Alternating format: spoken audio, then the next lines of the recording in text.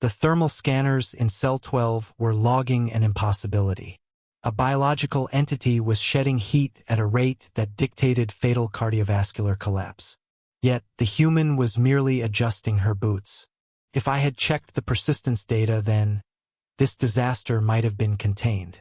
But no one searches military archives for a captured mechanic. I rubbed the smooth chitin of my jaw. The atmospheric scrubbers pumped a sterile ozone tang into the observation booth. Our monitoring overlay flashed a steady amber warning pulse. Subject's core climate remains elevated, the detention sentry reported. He kept his claws flat on the console. She is entering hour 12 of sensory deprivation. Larkin Shaw sat on the reinforced floor plating. She wore Earth-issue industrial coveralls. Her heavy steel calibrators sat locked inside the evidence vault. We classified the thick wrenches as blunt force weaponry. She raised 2 fingers, pressed them against the soft tissue of her neck, held them there. Neurological deterioration, I noted into the official lattice. Involuntary vascular spasms. She has repeated this action 13 times. The sentry tapped the glass. Exactly once per cycle. I switched the primary display to the analytical feed. The decryption algorithms chewed through confiscated Earth medical files.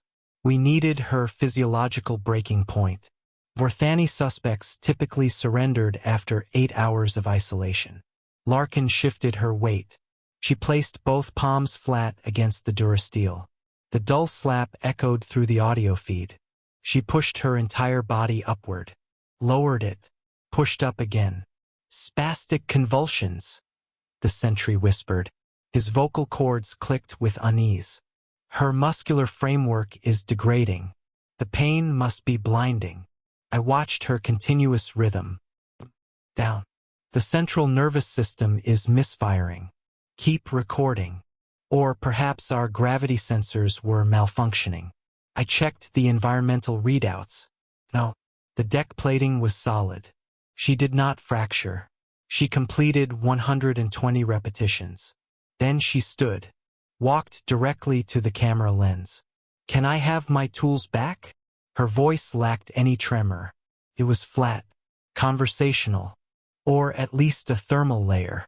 It is 15 degrees in here, 15 degrees Celsius. A comfortable ambient climate for any civilized species. Your equipment remains classified as hostile material. Isolation continues until you verify the extraction coordinates. Larkin nodded once. I understand. The cold makes joint lubrication difficult. That's all. She sat back down, reached for her artery again. The sentry's breathing became a rhythmic, clicking rattle.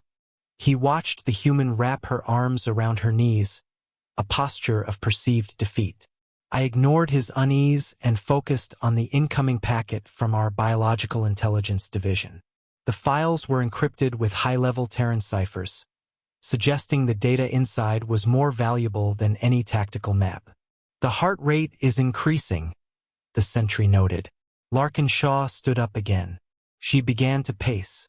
6 paces forward, 6 paces back. Her movements were fluid, lacking the jerky hesitation of a creature near collapse. I opened the decrypted file. A graph appeared.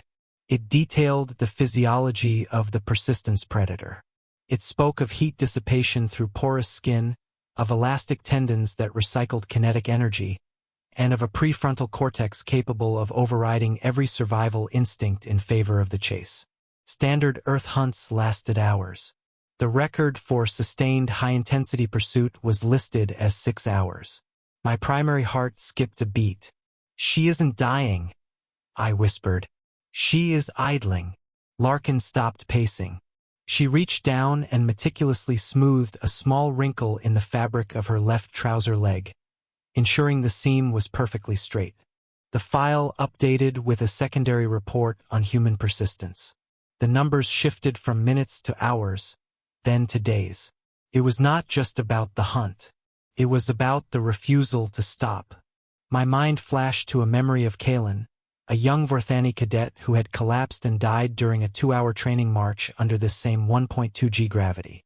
His heart had simply given up. Now, I was looking at a creature who regarded 12 hours of isolation and exercise as a mild warm-up before a 6-hour sprint. This was not a mechanic.